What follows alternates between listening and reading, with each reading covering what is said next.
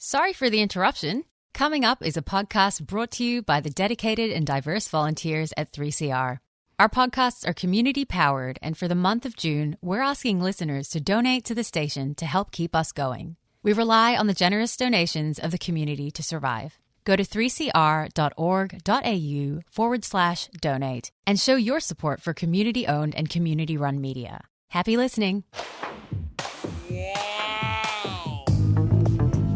But you also had people that were very fine people on both sides. And the aliens would mind meld and give them the technology. They're bad aliens. So are you surprised that Nazis were influenced by demons? No, if demons are real, I would definitely think they'd be on the side of the Nazis. Yeah. McDonald's is connected to the Clintons. They chop up the bodies and put them into the sausage and hamburgers. People are being cannibalized. Look it up.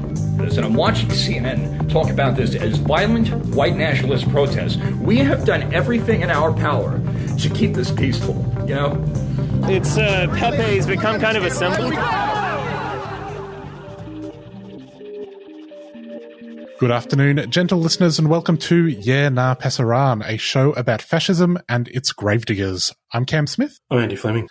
And joining us on the wireless today is Dr. Julie Gottlieb, who is a professor of modern history at the University of Sheffield and the author of Feminine Fascism, Women in Britain's Fascist Movement. Thanks for joining us, Julie. It's a pleasure. Thanks for having me. So the book, it was published a little while ago, but it's just come out in its second edition. Could you tell us a little bit about what it is and why you wrote it? So I wrote it, going on 25, 26, 27 years ago when I started doing the research. So I started the research essentially around 1994. It was my PhD thesis. And then, it evolved quite quickly from PhD thesis to book, which was gratifying. And it came out in 2000. And then there was this 20-year period where, it was a slow burn success, I suppose. And it became relatively well known, both in the field specifically of British fascist studies, but also due to the increasing interest in gender and women's history within the context of fascism. And I was very pleased that my publisher wanted to publish a second edition in time, really for it. It was coincidental, but in time for the 20th anniversary of its first publication.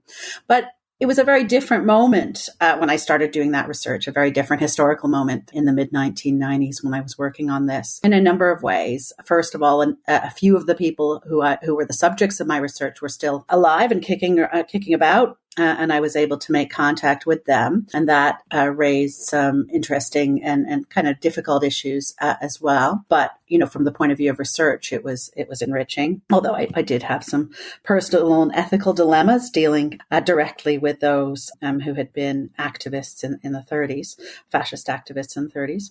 And of course, it was a different time politically than when the second edition appeared in the dying days. We didn't know that, but in the dying days of Trumpism. The British fascists were the first organisation of its kind to form in the United Kingdom, or the British Fascisti as they were known, and women played a central role in that organisation. I was wondering if you could tell listeners a little bit about this, the British Fascisti, and also how it differed from its Italian counterpart. And thirdly, what did it owe to British conservatism and empire? Yeah, thank you. The question about the British Fascisti is an important one. And of course, it is the cornerstone of the history of fascism in Britain.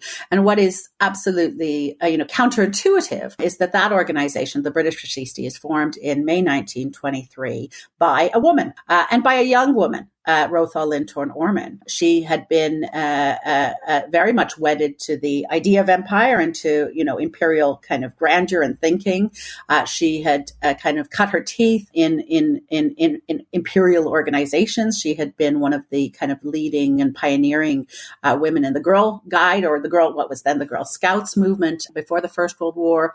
During the war, she carried on with her active patriotism, and she joined the war effort. She was a motor car driver and so forth, and she saw action. And she was, really a kind of textbook picture of the patriotic servicewoman, and then in the immediate post-war years, ex-servicewoman. So the story of Rothal Lintor Norman is, as I say, very important, and as I say, largely counterintuitive, in that we wouldn't expect a fascist movement to be founded and eventually in its story to be actually led by a woman and by a coterie of women around her. That also explains ultimately, I think, the very limited success of that first organization, the British Fascisti.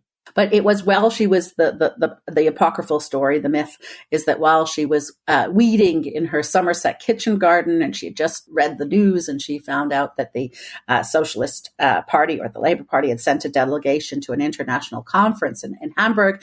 She was horrified by the specter of Reds under beds and so forth, and the Sovietization of Britain as she would have seen it. And she came upon the idea to start her own organization, which she called the British Fascisti. She put first a series of advertisements in the newspaper called The Patriot, which says all you need to know about it, a very radical right, far right newspaper. And she soon gained a following. This is 1923, the first kind of years of the organization. There are indications that it might have some influence, but it was never a political party. It was really a pressure group, an extra parliamentary group, modeled very much on her earlier experiences of being a Girl Scout and being involved in these kind of, league-like organizations that had been popular and that had defined the so-called radical right before the First World War. So they never contested elections. They actually offered themselves as stewards at Conservative Party meetings, and they encouraged their membership to vote Conservative at election time. So it was very much an extreme organization on the peripheries of the Conservative Party, or at least that's how they wanted to position themselves. The Conservatives themselves were much more ambivalent, working with the BF, the British Fascisti, renamed the British Fascists in 1924. That's important too, because there was this ultimate contradiction, the anomaly of having a patriotic ultranationalist organization that takes as its name and its title a foreign term. So that's really the story, the early history of the British Fascisti. And by 1926, there is kind of a moment of reckoning during the general strike, and the movement is significantly kind of reduced and pared down and loses its more kind of notable leading figures. And at that point, Rothal Lintor Norman, who up till then had been called the founder, really becomes the leader of the movement, because there's no other really viable candidate. And this movement peters on essentially through the late 20s into the 1930s. When Mosley's movement comes into being in 1932, there's an attempt by Mosley to integrate the British fascists.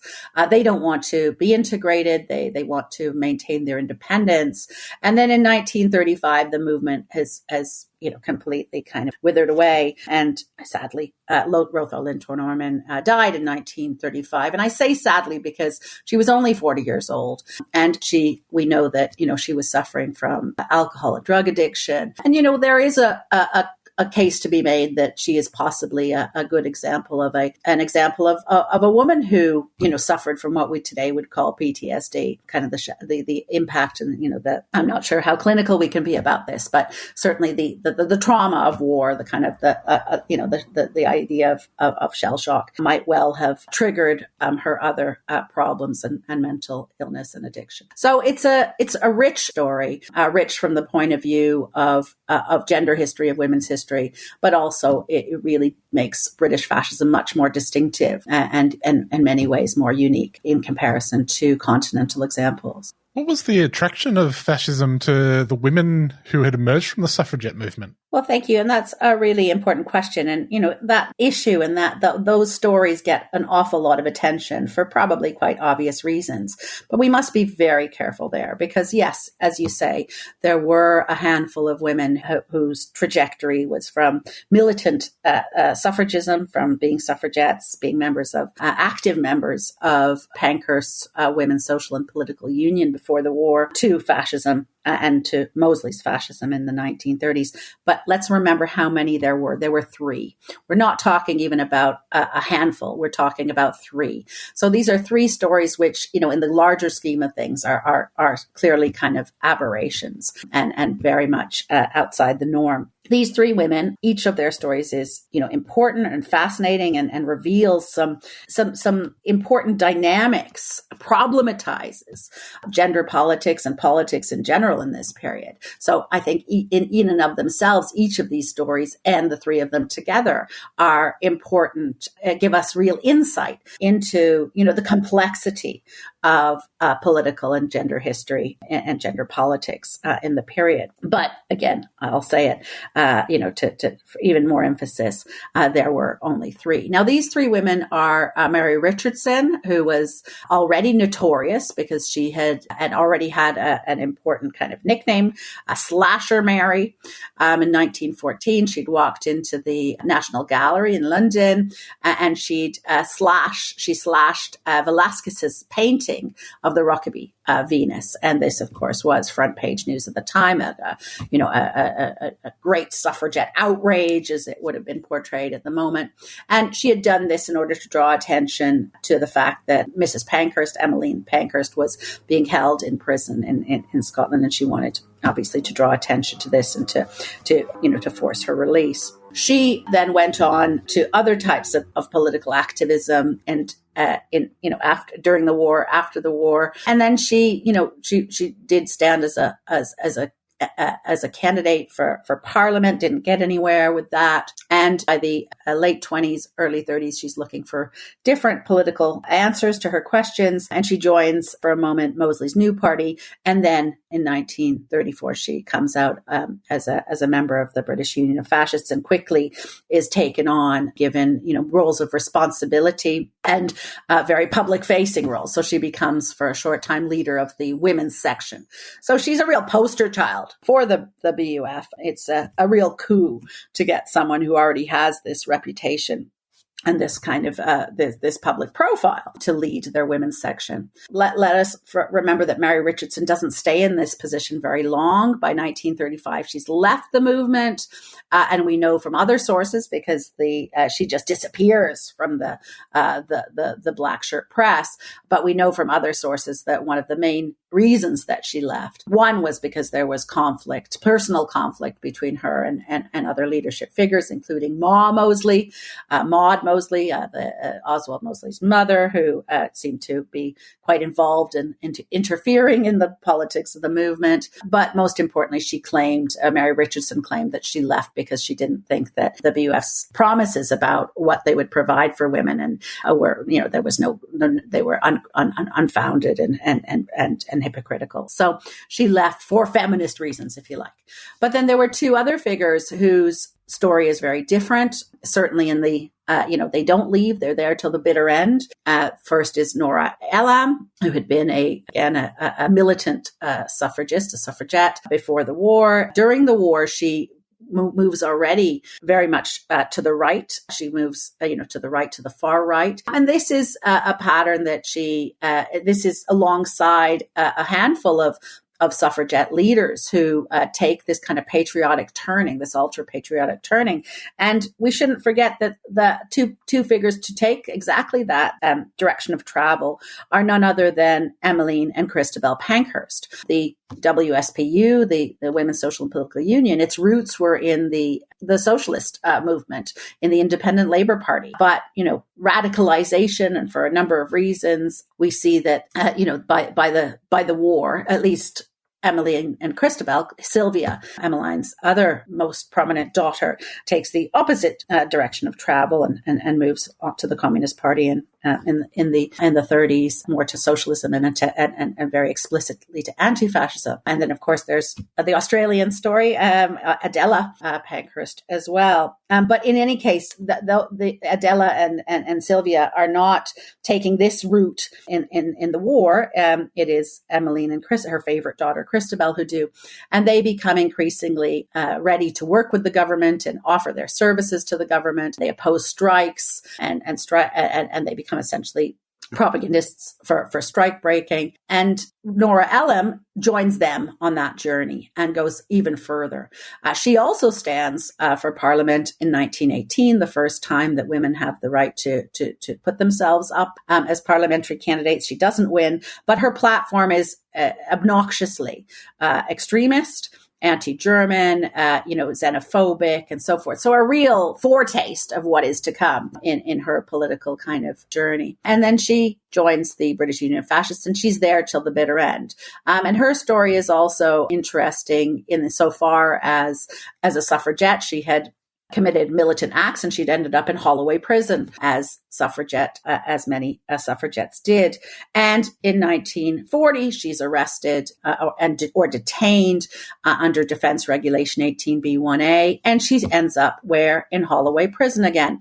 And she spends much of the war in Holloway, interned under the defense regulations. So there's a real kind of poetry and symmetry, if you like, to her story in that sense. And she also sees that symmetry because, she makes arguments during the 30s in the BUF press and in its more intellectually ambitious publications like the Fascist Quarterly. She, makes this connection between suffragette militancy and fascist militancy. To her, there is a underlying consistency between the methods and the motivation of kind of revolutionary feminism before the war and what she perceives or what she defines as revolutionary fascism, between the wars. Then, if I may talk briefly about the third, we also have Commandant Mary Allen, also a suffragette and also, attracted to the more radical right vein of the movement.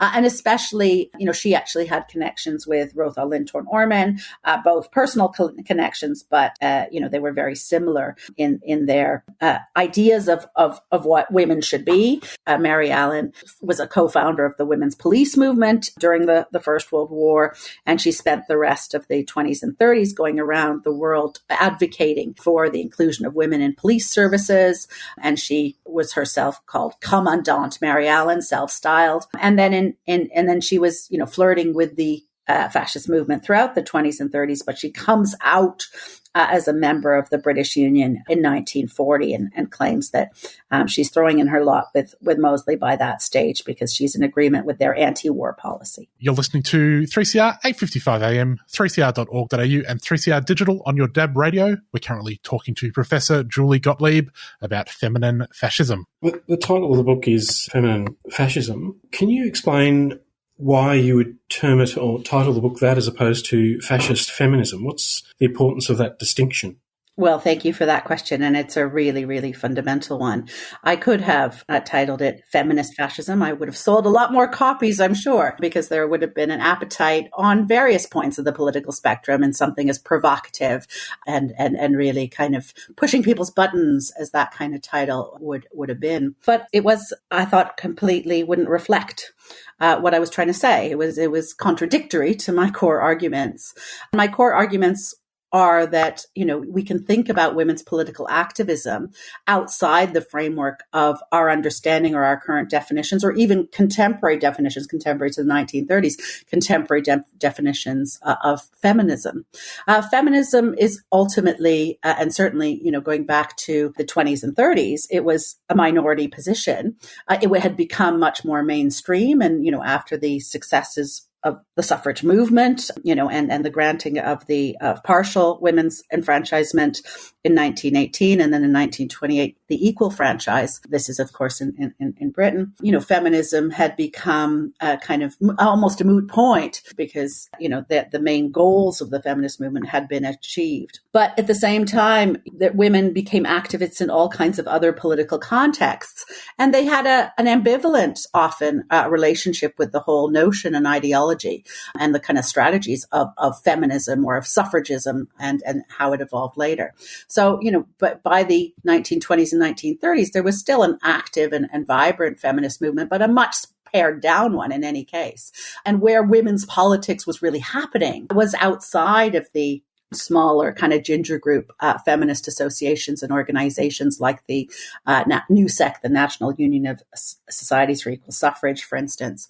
So these are, interesting organizations. They're worthy. They're carrying on the fight. There are splits between what they call the old feminism and the new feminism in that context. But as I say, the vast majority of women who are being politicized, who are joining politics now that they have the rights not only to vote, but of course to become members of parliament and to do most things. And there is a real flowering of women's professionalization, women scoring firsts in all kinds of areas of political, social, economic life, cultural life, and so on in this period. And, we do have to understand that women's history is not one and the same as the history of feminism. So women are being mainstreamed in and being mobilized by all the political parties in this period. Labour, of course, which we know, but of course the Conservatives are as if not more successful at mobilizing women in this period, and the Communist Party too. The Liberals have a longer probably tradition and a longer story of success in integrating women, and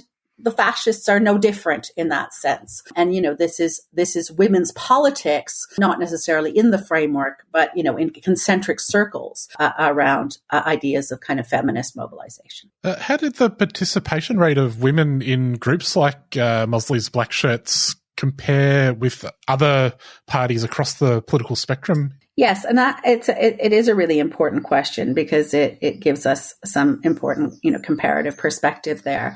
So when I first started doing research, I thought on this topic, I didn't think I'd find very much. And very quickly, I was, pleasantly surprised from the point of view of a researcher, at least, at the prominence of women in the movement and the variety of roles that they were given to play, as Black Shirts and at administrative level, but also as activists and as kind of frontline activists, as direct action activists, we'd say today. And from the statistics that we can find, of course, their membership figures were never published.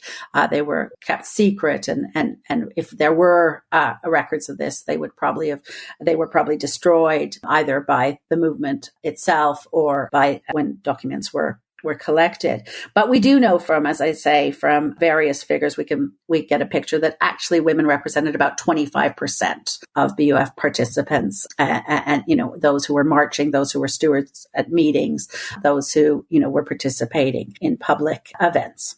How does this compare to the other political parties?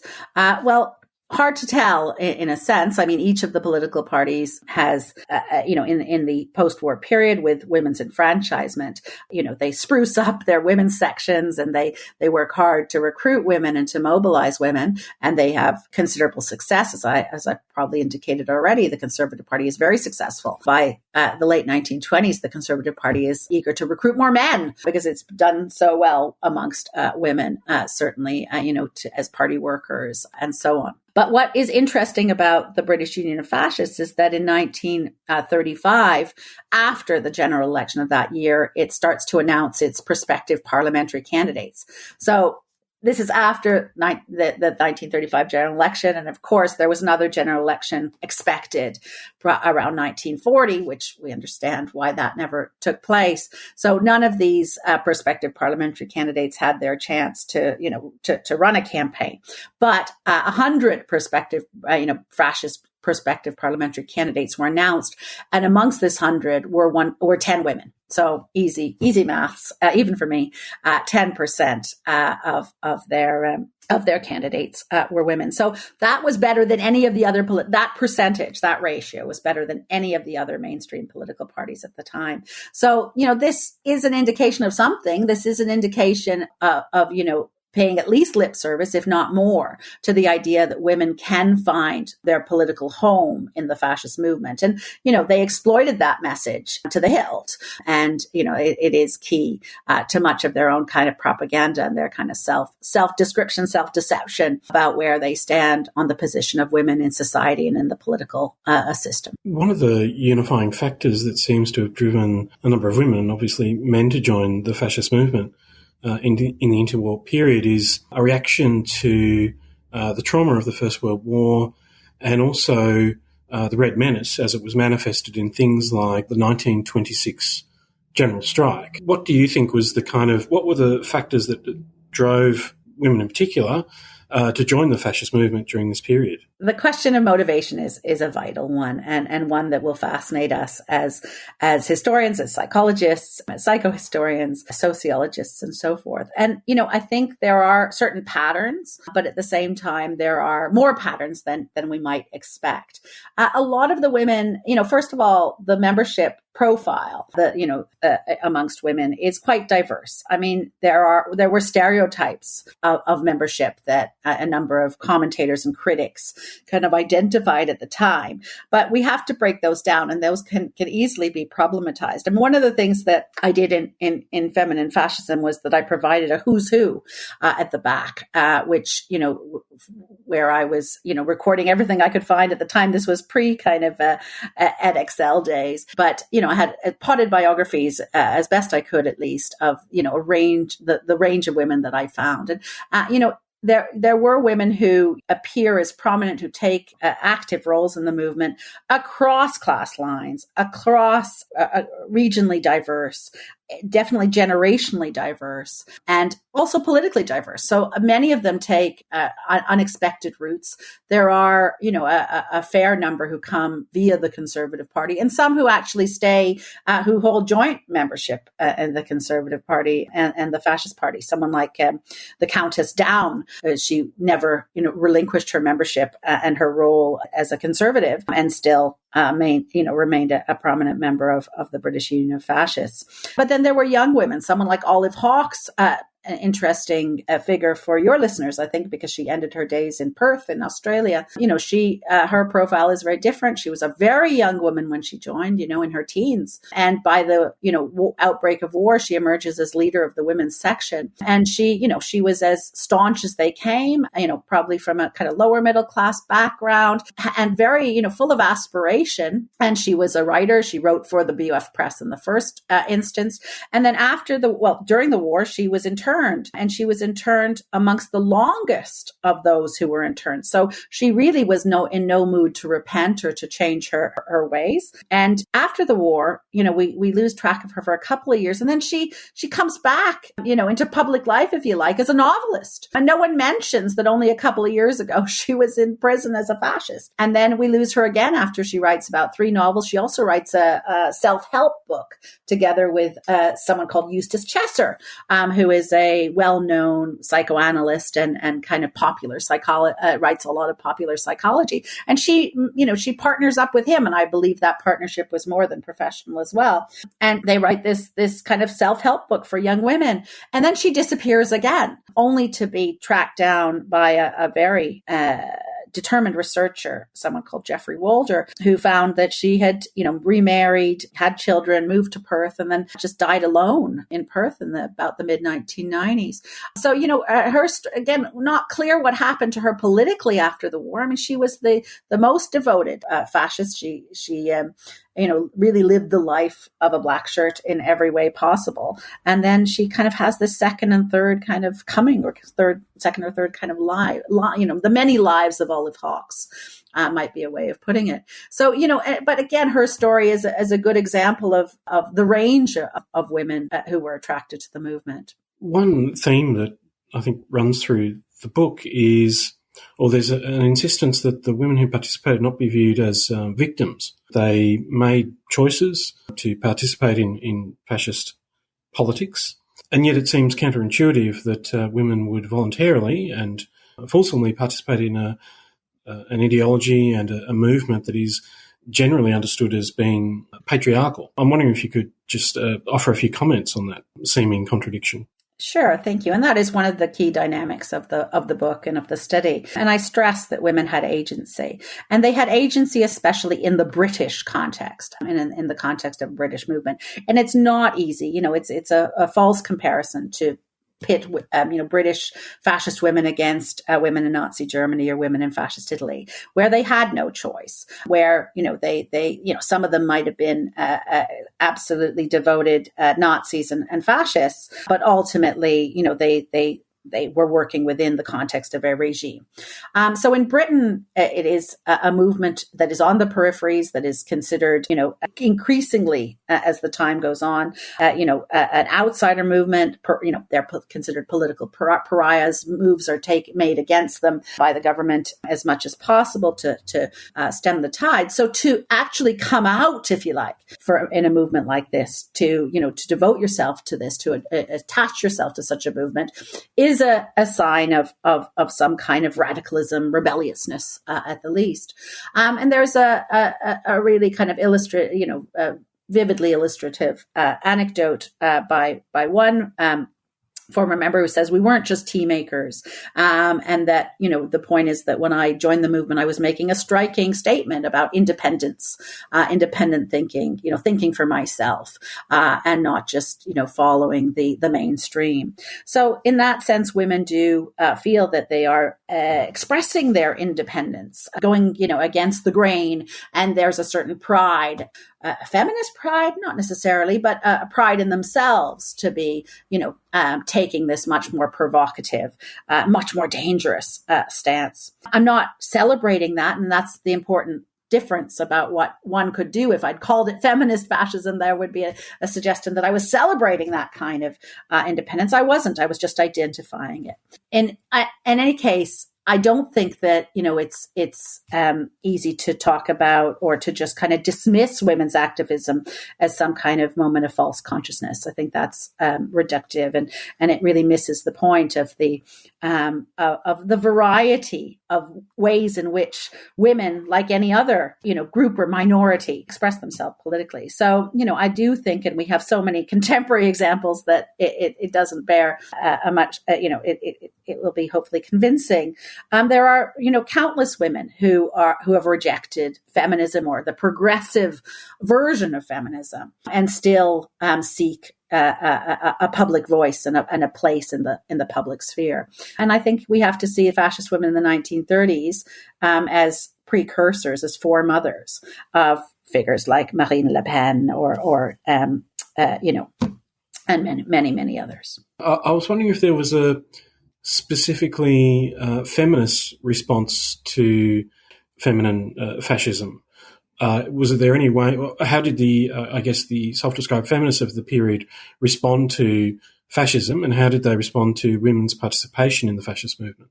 It's a really important point that you're making here, because even though there is a definite sexiness to the study of fascist women in Britain, we have to remind ourselves that the vast majority of women were anti-fascist at various levels. Anti-fascist, some were actively anti-fascist, others were kind of temperamentally anti-fascist, and had no time or certainly no tolerance for women who took this decision to don the black shirt. So in my second book called Guilty Women, Foreign Policy and Appeasement in Interwar Britain, I have a chapter there specifically on what I call feminist anti-fascism, which is both a sensibility and a kind of set of strategies of active activism. And as I say, the vast majority of political women were fundamentally anti-fascist by instinct, and some, developed very distinctive and well-articulated and philosophically based feminist interpretations of fascism and ways, feminist strategies to combat fascism, both in terms of the small fascist movement in their midst and the regrettable fact that a number of women had turned to a small but visible number of women had turned to be handmaidens for Mosley. But, they were as concerned, if not much more concerned about what was going on the continent, and fears that the British state could take similar turns. So I have a chapter in that book called Women's War on Fascism, which explains, describes, and tries to conceptualize this fundamental feminist anti-fascism. And there were a number of prominent figures that we can think of: Virginia Woolf, Winifred Holtby, and a number of organizations, Monica Whatley, a number of organizations like the 6 Point Group and the WILF, the Women's International League for Peace and Freedom. All of these small but influential feminist organizations took anti-fascist stance at various stages and in various ways during the 1930s. So we really should remember that the big story here, which is much less kind of dramatic, but much more representative of what's really going on the ground, is the story of how women are preparing themselves, mobilizing, and preparing themselves intellectually and psychologically to counter the charge of fascism at home and abroad. Well, that's all we've got time for. Julie, thanks so much for joining us. If people want to follow you, they can find you on Twitter at Julie V. Gottlieb, and the book is Feminine Fascism. Thank you so much for having me on. All right, Andy, we'll catch you next week. See you then. It's time to speak up, speak out, and speak loud. From an idea born on a park bench outside Liberal Party headquarters, where hundreds of women told their stories of sexual violence, introducing Feminist Fridays. Join our open speaking circle to tell your story any way you want. A poem, a speech, or a dance. You can even yell it out in the direction of Parliament House, because that's where we'll be, on the steps. Feminist Fridays, starting Friday the 30th of April at 12 p.m. Join us. It's time to unite, heal, and take back our power. Feminist Fridays isn't just a protest. We are a non-hierarchical collective ready to destroy the patriarchy, starting with your voice. This event is taking place on stolen Wurundjeri land, and voices of First Nations people are prioritised. Hosted by Loud, Angry, and Not Sorry. A 3CR supporter.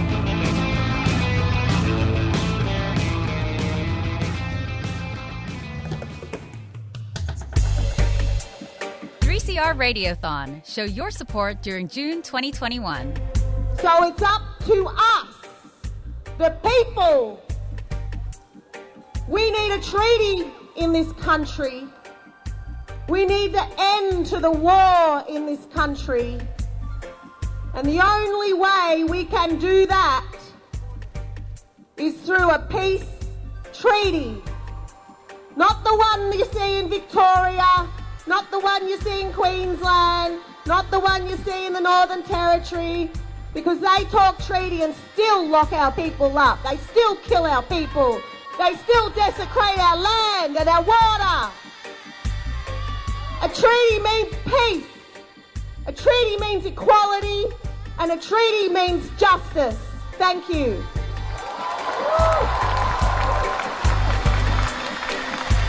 3CR Radiothon, community-powered radio. To donate, call 03 9419 8377 or donate online at 3cr.org.au.